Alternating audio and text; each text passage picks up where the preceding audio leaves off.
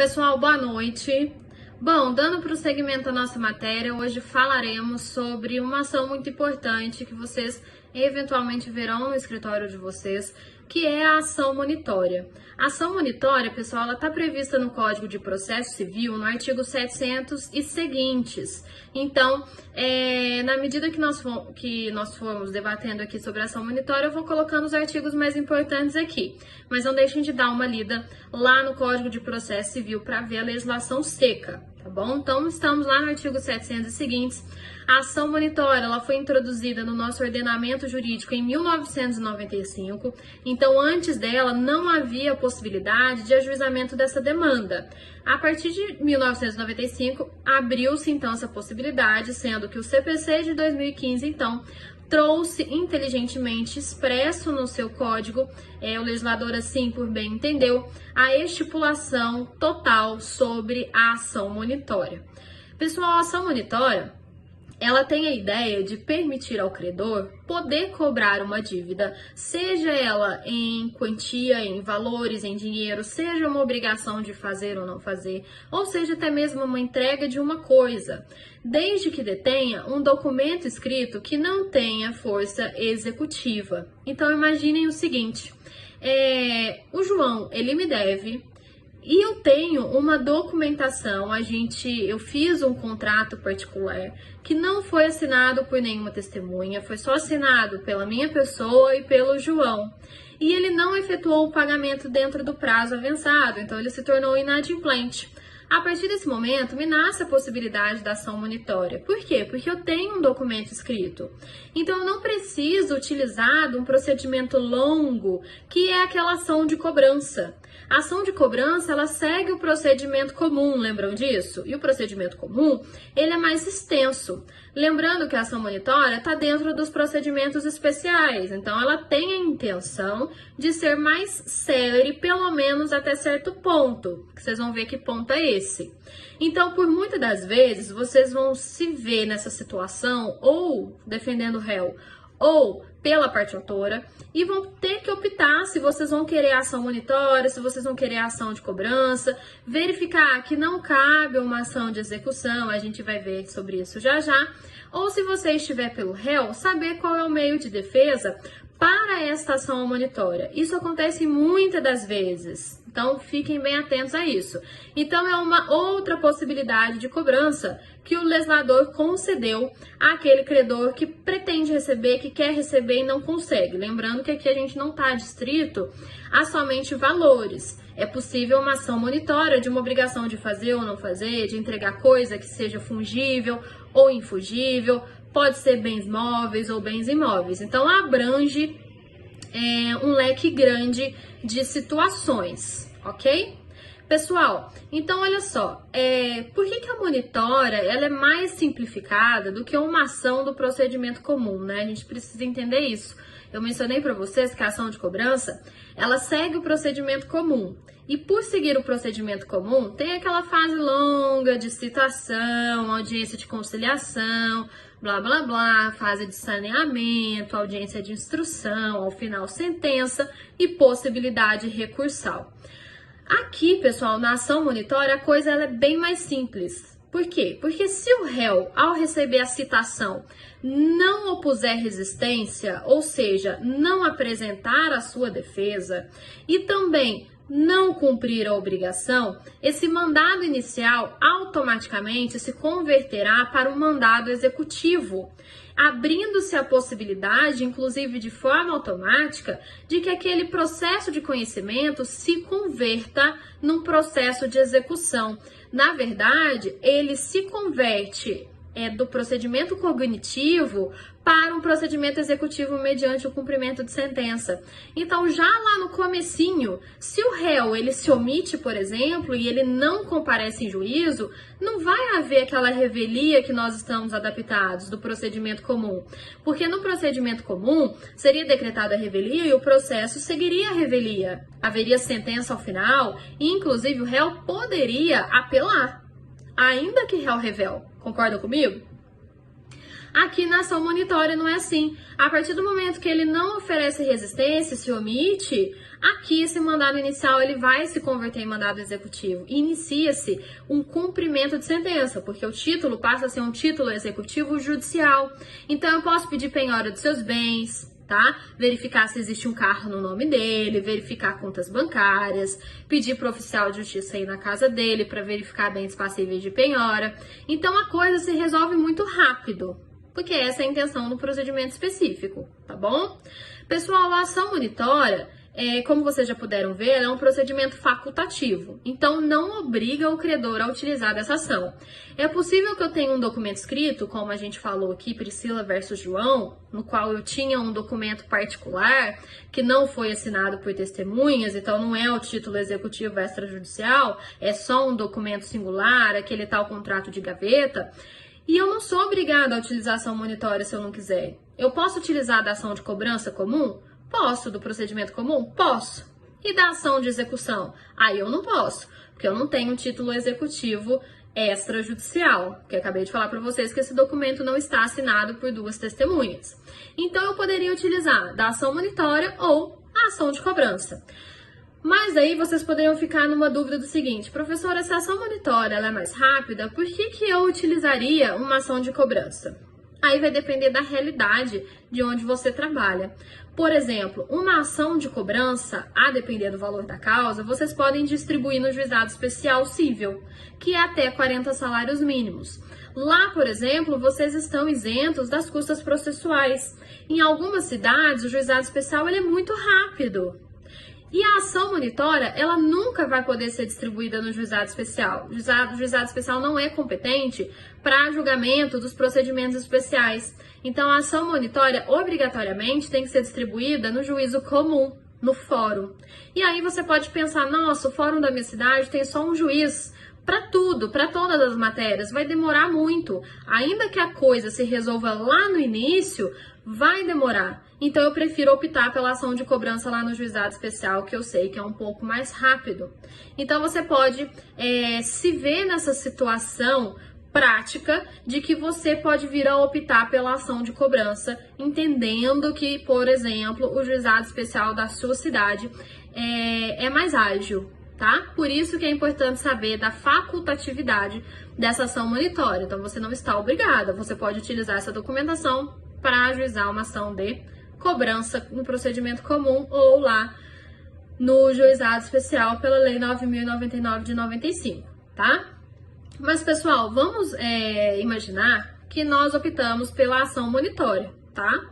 Se nós optamos pela ação monitória, a gente precisa saber os requisitos para que eu possa ajuizar essa ação. E a primeira coisa que nós temos que entender é o artigo 700, que fala sobre o objeto da ação monitória. Então, quais são as questões de direito que eu posso discutir numa ação monitória, tá? A primeira delas é um pagamento de quantia certa. Então, eu não posso ajuizar uma ação monitória se eu não tenho uma quantia certa, tá? Então, eu preciso dessa quantia certa e que seja em dinheiro. Além disso, é possível que tenha como objeto a entrega de uma coisa, de um bem móvel ou de um bem imóvel, fungível ou infungível, bem como o adimplemento de uma obrigação de fazer ou não fazer. Então, essas situações são abrangidas pela ação monitória. Mas não basta saber somente qual é o objeto da ação monitória, mas também quais são os outros requisitos. O mais importante deles, pessoal, é a existência da documentação, do documento escrito. Sem esse documento escrito, o autor ele vai ser carecedor da ação e o seu processo será extinto sem resolução do mérito. Por quê? Porque ele não adotou a via processual adequada. Se ele não tem uma documentação, ele não pode ajuizar uma ação monitória. A via processual foi inadequada, não obedecendo às condições da ação e por isso ele seria carecedor da ação. Então ele tem que comprovar com uma documentação escrita. O que seria uma documentação escrita? Pessoal, o que não é uma documentação escrita? Vídeo, gravação, foto, isso não é documentação escrita, tá? Então eu preciso de ter esta documentação. Agora, a pegadinha da prova é o seguinte: é possível eu ajuizar uma ação monitória com um título executivo extrajudicial que já esteja prescrito? Por exemplo, eu tenho um cheque, só que já passaram-se os seus 6 meses. O cheque já prescreveu, ou seja, eu não posso mais ajuizar uma ação de execução justamente porque esse título perdeu a sua força executiva. Eu posso utilizar desse cheque prescrito para ajuizar a ação monitória? É evidentemente que sim. Não é um documento escrito? Tem força executiva? Não. Então é perfeitamente possível e cabível que documentos escritos que eram antigamente um título executivo extrajudicial, mas perderam a sua eficácia, como por exemplo pela prescrição, abre-se a possibilidade de que haja a ação monitória. Então, entenda, não é só um documento escrito que nunca foi um título, porque eu dei um exemplo para vocês aqui de um contrato entre minha pessoa e João, no qual nenhuma testemunha assinou. Então, ele nunca foi um título executivo na vida. Ele sempre só foi uma documentação. Mas é possível que a ação monitória ela seja instruída com um documento que um dia, no passado, foi um título executivo extrajudicial, mas que atualmente não é mais, porque ele prescreveu. Então, é um documento escrito? Sim. Tem força executiva? Não. Então, é perfeitamente possível a distribuição da ação monitória. Então, cuidado com essa pegadinha, tá?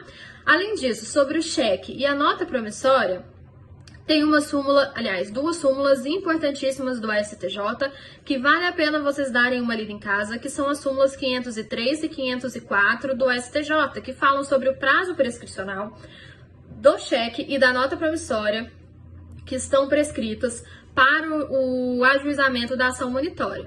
Pessoal, esse prazo prescricional é de um prazo de 5 anos, a contar da data do vencimento do cheque ou do vencimento da nota promissória, tá? Aliás, da data da emissão do cheque, e do vencimento da nota promissória. Então, coloquem essas 2 súmulas para que vocês possam ter tudo documentado. Além disso, sobre a possibilidade de ter uma documentação que um dia foi título executivo, mas está prescrito, vocês vão conseguir achar na súmula 299 e também súmula 531, tá bom? Ótimo.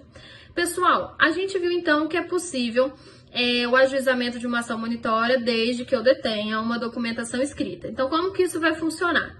Vou realizar uma petição inicial. Evidentemente que essa petição inicial tem que vir instruída com este documento. Mas dentro da petição inicial, eu tenho que ter os requisitos que vocês já estão adaptados, artigos 319, 320, fatos, fundamentos, valor da causa, tudo aquilo que vocês estão adaptados. Mas ela ainda tem que informar algumas coisinhas dentro dela. Por exemplo, qual é a importância devida, caso seja um pagamento em dinheiro. E, inclusive, não basta que eu informe qual é a quantia. Eu tenho que, obrigatoriamente, anexar aos autos a memória de cálculo, tá?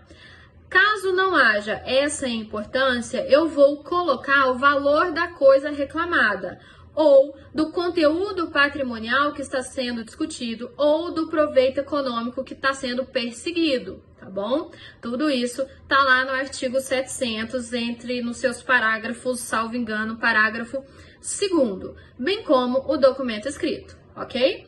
Ótimo. Tendo sido feita essa petição inicial, o juiz vai receber e vai verificar se estão presentes os requisitos de admissibilidade dessa ação monitória. Então, se existe documentação escrita e se existe esses pontos que eu acabei de mencionar para vocês. Tendo sido visualizado que a petição está em termos, pessoal, o juiz ele vai ter que tomar uma decisão inicial. Vamos voltar um pouquinho no procedimento comum.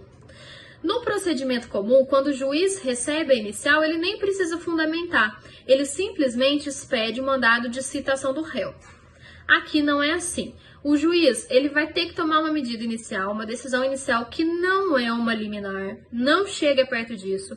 O juiz ele vai se limitar a verificar os requisitos de admissibilidade. Ele não vai se pronunciar sobre a existência ou não da dívida. Se a dívida existe ou se a dívida não existe. Ele não vai fazer um pré-julgamento. O que ele faz é verificar se os documentos que são necessários estão na inicial, se existe de fato ali uma verossimilhança, uma plausibilidade no que está sendo requerido na ação monitória, ou que existem evidências de que de fato existe uma obrigação que precisa ser cumprida, tá? Então, indícios ali, uma aparência de veracidade da documentação. E dentro desse cenário, ao realizar esse exame, o juiz ele vai concluir ou não que a inicial está em termos. Caso o juiz verifique que não está em termos e o vício é um vício sanável, o juiz vai dar um prazo de 15 dias para que o autor emende a inicial. Até aí, tudo bem, vocês já sabem. Agora, se o réu não aproveitar desse prazo de 15 dias e não sanar o vício, a petição inicial será indeferida. E se o vício for um vício insanável, a petição inicial também será indeferida, tá bom? Agora, verificando que a petição inicial de fato está em termos, o juiz ele vai expedir um mandado de pagamento, ou um mandado de entrega da coisa, ou um mandado de obrigação de cumprimento de fazer ou não fazer, tá? A depender então do objeto da ação monitória. Sendo que esse cumprimento deve ser realizado dentro de um prazo de 15 dias. E caso seja realizado dentro do prazo de 15 dias, o réu vai ter que arcar ainda com o pagamento de 5% dos honorários advocatícios em cima do valor da causa, sendo isento caso cumpra este prazo e esta obrigação dentro do prazo, ficando isento então do pagamento das custas processuais. Nesse mandado inicial, pessoal, além de dar essa oportunidade ao réu, o juiz vai informá-lo que ele também tem o mesmo prazo para oferecer embargos à monitória, caso veja essa necessidade. Embargos à monitória é o seu instrumento de defesa. Então, o réu ele não concorda em pagar, ele não concorda com a obrigação de fazer, ele não quer cumprir nesse prazo ali de 15 dias. Então, o que ele pode fazer? Oferecer estes embargos à monitória, tá? Dentro dessa decisão inicial ainda, o juiz ele vai informar, vai advertir o réu sobre a sua ausência, sobre a sua omissão, que aquele mandado inicial ele pode ser convertido em um mandado executivo, caso ele não se manifeste em 15 dias. Então vem toda uma advertência. Razão pela qual, pessoal, esse mandado inicial ele sempre será muito bem fundamentado. Há uma necessidade de fundamentação, o que não existe no procedimento comum. No procedimento comum, o juiz recebendo a inicial, ele simplesmente expede mandado citatório. Aqui não, ele vai ter que fundamentar, inclusive explicar para o réu das suas possibilidades e inclusive das advertências. Isso para poder garantir a lisura do processo e também a ampla defesa e o contraditório do réu, tá? Pessoal, esse mandado, né, que é expedido, esse mandado inicial, ele se chama mandado, mas é uma forma de citação e essa citação ela não se dará obrigatoriamente via oficial, tá? Todas as formas de citação do Código de Processo Civil podem ser realizadas na ação monitória, inclusive pelas vias mais normais, pela via mais normal, que é a via pelo correio com aviso de recebimento. É possível ainda a citação por hora certa, a citação por edital, que são aquelas citações de forma ficta. Lembrando que se o réu não comparece, caso seja uma citação ficta, vai ser nomeado um curador especial e esse curador especial ele pode apresentar embargos à monitória, tá? Então é possível todas as formas de citação. Então cuidado com a pegadinha, que se chama mandado inicial, que é o mandado de citação com todos aqueles requisitos, mas não necessariamente ele vai por oficial de justiça, tá bom? Pessoal, após essa citação, então, o réu ele vai receber aquele documento em casa, né? Aquela citação com as advertências e tudo mais. A partir desse momento, o réu ele vai poder tomar algumas medidas, algumas condutas que podem ser 3. A primeira delas, ele pode cumprir a obrigação dentro daquele prazo de 15 dias. Pagar a quantia, realizar a obrigação de fazer ou não fazer, ou entregar a coisa. Tendo sido feito isso, ele ainda vai arcar com a quantia de 5% para honorários advocatícios, em face do valor da causa, ficando isento do pagamento das custas do processo. É um bônus, é um presente que o juízo está dando. Agora, se for pagamento em dinheiro, em quantia, a gente pode utilizar o artigo 916 do Código de Processo Civil. É possível que o réu deposite em juízo 30% e requeira o parcelamento das outras do restante em até 6 parcelas, que vão incidir correção monetária e juros ao mês. Caso ele requeira isso, esses 30% mais esse parcelamento, ele também vai ter que arcar com os honorários de 5%, igualzinho, mas aqui nesse caso ele não vai estar isento das custas processuais, tá? Ele vai ter que arcar também com as custas do processo. Agora, uma segunda medida que ele pode tomar, essa foi a primeira. A segunda é ele se omitir. O réu, então, se omite, transcorre o prazo em habeas e ele não faz absolutamente nada. Ele nem cumpre com a obrigação e ele também não apresenta embargos à monitória. O que vai acontecer aqui? Nesse caso, ao retornar o processo para o juiz, ao inconcluso, o juiz, então, vai converter o mandado inicial em mandado executivo. Agora, o credor, que é o autor da ação, ele tem um título em mãos, e é um título executivo judicial. E o processo vai ser convertido em cumprimento de sentença. Então, a partir desse momento, é possível requerer penhora, blá, blá, blá, blá, blá, blá, para poder receber aquele valor, ou obrigação de fazer ou não fazer, ou de entrega da coisa. Então, ele não ofereceu resistência. Isso para o autor é muito bom, que agora ele tem um título judicial, um título executivo. E pode acontecer a terceira hipótese, que é o pior cenário para o credor, que é o devedor oferecer embargos à monitória, oferecer a sua resposta.